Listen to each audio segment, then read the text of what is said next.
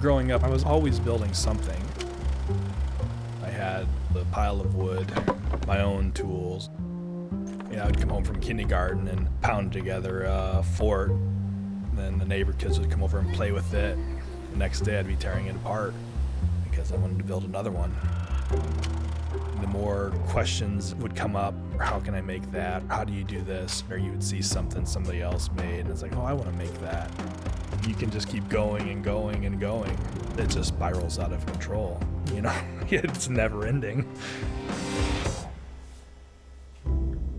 I really like creating interior spaces, the interior finish aspect, staircases, coffered ceilings. I'm really drawn to the classical orders of architecture and the lines and the moldings and the details. And I love the process of getting to that point, making the product, making the parts, all the little steps that get us to that end result. With like any project, the farther you can think ahead and have those steps already anticipated, the better they come together. The customer sees the finished product and they see the process in which you got to the finished product. When a homeowner is constantly dealing with dust and dirt every single day, they're not going to be as excited about the process. To show them respect, we stay organized. We create visqueen areas. We use HEPA filtered vacuums. We do the project correctly, cleanly, as efficiently as I possibly can. Those are the things that we constantly are trying to improve on.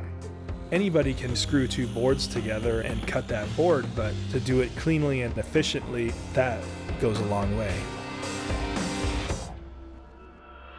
When you really love doing something, it's not in ultimately what you make, but it's in the process of making it.